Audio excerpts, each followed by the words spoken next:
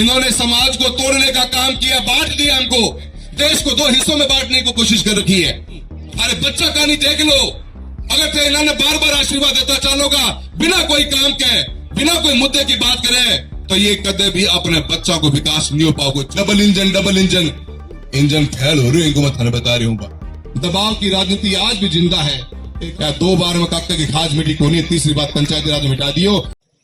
ये प्रजातंत्र की सबसे बड़ी हार है कि जिस व्यक्ति के पास जनता का आशीर्वाद ना हो, जिस व्यक्ति को जनता ने नकार दिया हो, और वो प्रशासन का, सरकार का दुरुपयोग करते हुए सरकार के बनाए हुए कायदे कानून के ऊपर हम अपनी आने वाली पीढ़ियों को क्या शिक्षा देना चाहते हैं, क्या विचार रखते हैं हम, उसके अगेंस्ट में जाके सिर्फ सत्ता के घमंड के अंदर उन अधिकारियों को दबा दबा के जो ये उद्घाटन के काम करते जा रहे हैं। किसी दिन हमने अपना आवाज उठा दी तो उन अधिकारियों पे गाज पड़ेगी।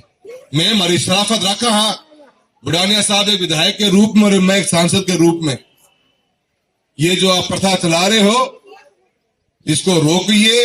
या फड़फड़ाहट जो है ना, बस यार चुनाव तक की हो रहे। पंचायती राज चुनाव में कांग्रेस मुट्ठी बंद होकर मजबूती से चुनाव लड़ेगी, कर इनका सूपड़ा साफ करेंगे लोकसभा के अंदर। जब मैं 2014 में गया था, एक युवा होने के नाते शिक्षा घर वालों ने सही पद दी और पद जब संभाला तो मुझे एक ही बात समझ में आई थी कि जो पद लेकर हम चलते हैं, जो जिम्मेदारी हमें मिलती है, चुनाव में वोट कम मिलते हैं, वोट ज्यादा मिलते हैं, उसके बारे में मैं चर्चा नहीं करना चाहूंगा। पर जब एक बार पद ग्रहण कर लिया, चाहे विधायक के रूप में बुढ़ाने जी बैठे, मैं हूं सांसद के रूप में, तो 22 लाख सांसद के रूप में 22 लाख वोटर से 22 लाख का मैं सांसद हूं। किसी मेरे व्यक्तियों के को मैं छटनी नहीं करना चाहता। समाज को एकता में बांधने का, भाईचारा बना रहे और विकास के पथ पर चलकर इस चूरू लोकसभा को आगे बढ़ाने का सबसे बड़ी जिम्मेदारी हम लोगों पर है। उसी को निभाने के फर्ज के ऊपर हम आगे पत्ते चले। और राजनीति के अंदर अब जब पद लेके बैठ जाते हो तो राजनीति दायों हाथ है और विकास बायों हाथ। एक समय पर आदमी एक ही कहानी देख सके, या तो इनने देख सके जो विकास को काम कराओगो, और या फिर तेरी मेरी करेगो, पत्थर लगा तो हांडे को, तो इन्हें देख सके। दोनों कहानी आप एक सती को नहीं देख सको।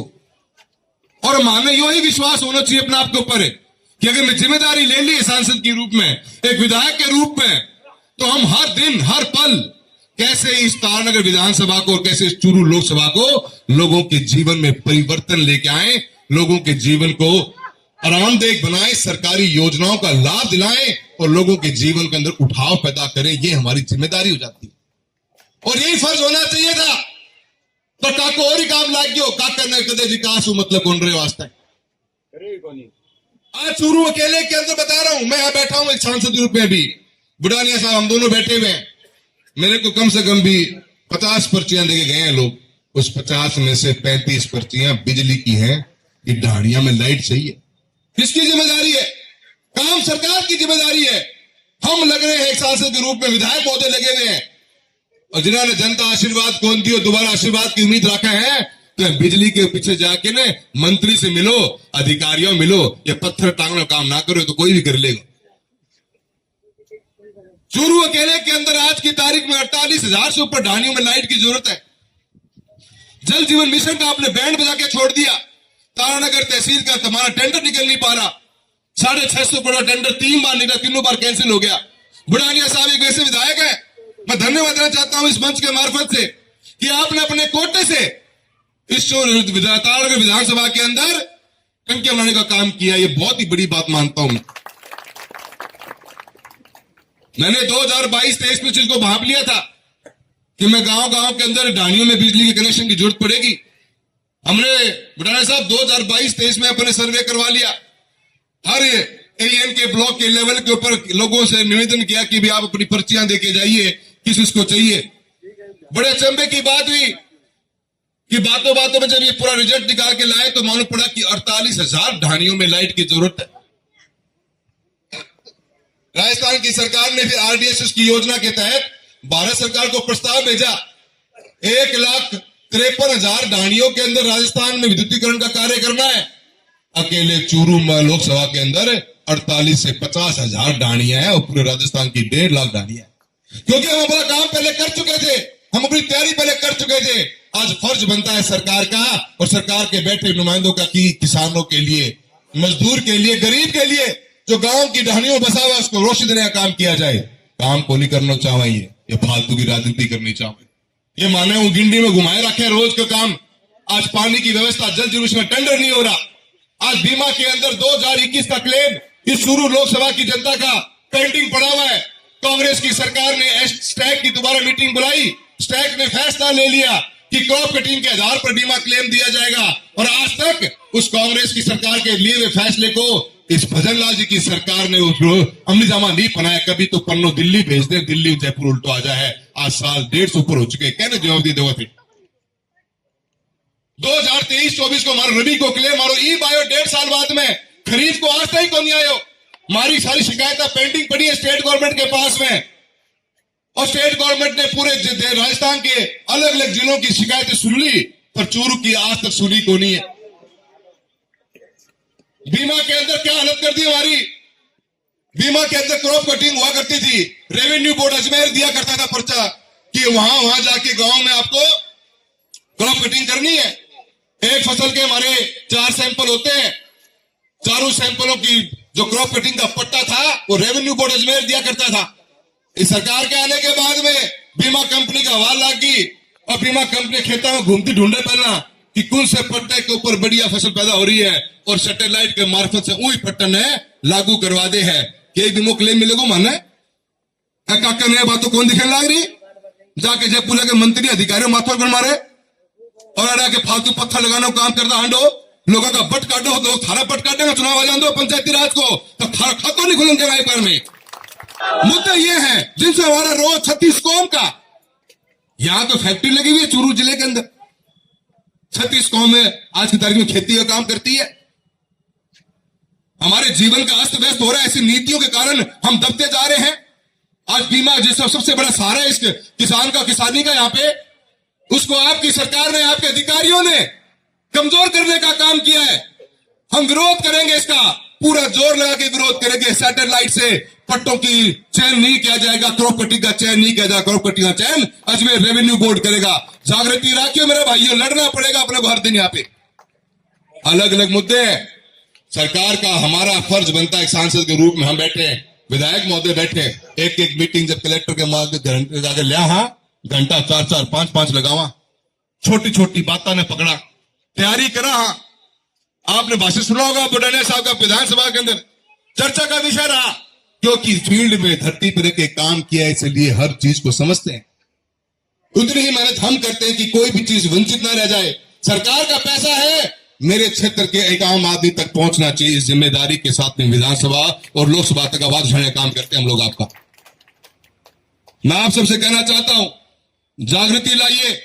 इन्होंने समाज को तोड़ने का काम किया, बांट दिया हमको, हमारी जिम्मेदारी खत्म कर दी है। जाति और धर्म के नाम के ऊपर राजनीति करना चाहते हैं, देश को 2 हिस्सों में बांटने की कोशिश कर रखी है। आपने जागना पड़ेगा। हाथ जोड़ के निवेदन करूं, अरे बच्चा कहानी देख लो।